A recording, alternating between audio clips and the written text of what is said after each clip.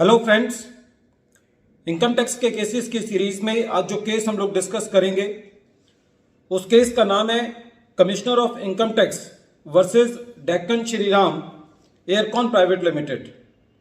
ये case 451 ITR page number 133 पर report हुआ। मैटर दिल्ली हाई कोर्ट ने डिसाइड किया और इस केस का जजमेंट 17 अक्टूबर 2022 को आया।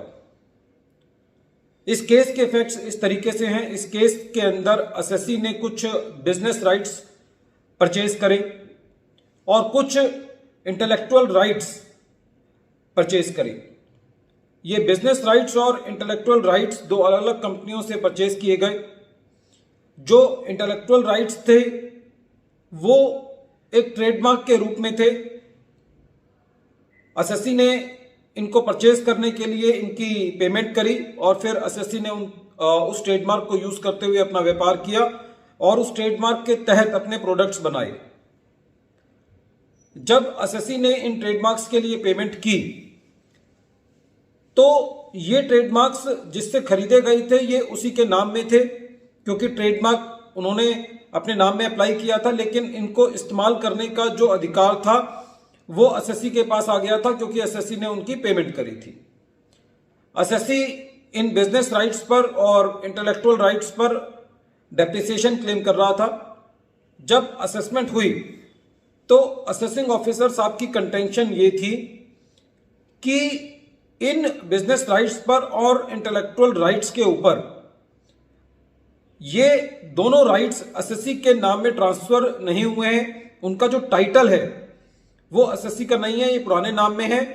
लेकिन असेसिंग ऑफिसर साहब ने इस बात को इग्नोर किया कि एसएससी इनकी पेमेंट कर चुका है और इनको इस्तेमाल करने का जो एक्सक्लूसिव राइट है वो एसएससी का है।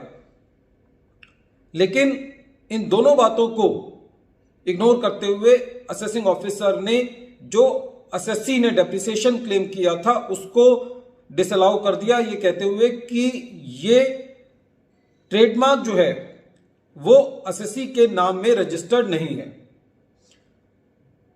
जब ये मैटर आईटीएटी के पास गया तो आईटीएटी ने ये कहा कि एसएससी जो है वो इन ट्रेडमार्क्स को परचेज करने के लिए पेमेंट कर चुका है और खाली ट्रेडमार्क एसएससी के नाम में नहीं है। इसका मतलब ये नहीं निकाला जाना चाहिए कि एसएससी उन ट्रेडमार्क्स का ऑनर नहीं है।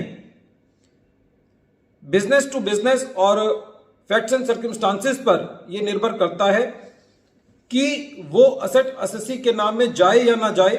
लेकिन यदि एसएससी उन असेट्स को अपने बिजनेस पर्पसेस के लिए एक्सक्लूसिवली यूज कर रहा है, एसएससी ने उनके लिए पेमेंट करी है और इस केस के अंदर कोर्ट का यह भी कहना था कि जो डेप्रिसिएशन क्लेम करने की जो बेसिकली कंडीशन होती है वो ये होती है कि एसएससी ने फिक्स्ड एसेट्स के अंदर इन्वेस्टमेंट किया हो, वो एसेट्स जो हैं वो धीरे धीरे उनकी वैल्यू जो है वो डिक्लाइन कर रही हो और एसएससी को कुछ टाइम बाद उन एसेट्स को रिप्लेस करने की जरूरत पड़ती हो। तो ये सारी चीजें इस बात की तरफ इंडिकेट करती हैं कि एसएससी उन फिक्स्ड एसेट्स के लिए डेप्रिसिएशन को क्लेम करने के लिए एलिजिबल है।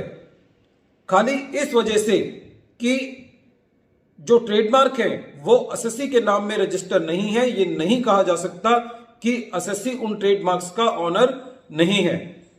एसएससी का यह भी कहना था कि कहीं भी डिपार्टमेंट ने इस बात पे क्वेश्चन नहीं किया है कि एसएससी उन ट्रेडमार्क का इस्तेमाल नहीं कर रहा था या प्रोडक्शन नहीं हो रही थी या उन ट्रेडमार्क्स को कोई और भी यूज कर रहा था। तो ये सारे के सारे फैक्ट्स एसएससी के फेवर में थे और जब ये मैटर दिल्ली हाई कोर्ट में गया तो दिल्ली हाई कोर्ट ने भी आईटीएटी के फैसले को अपील रखा और ये कहा कि प्रेजेंट केस के अंदर जो डेप्रिसिएशन को क्लेम करने की जो कंडीशंस हैं वो पूरी फुलफिल होती हैं और खाली इस वजह से कि जो ट्रेडमार्क हैं वो एसएससी के नाम में रजिस्टर्ड नहीं है, खाली इस वजह से एसएससी को डेप्रिसिएशन के बेनिफिट से दूर नहीं रखा जा सकता।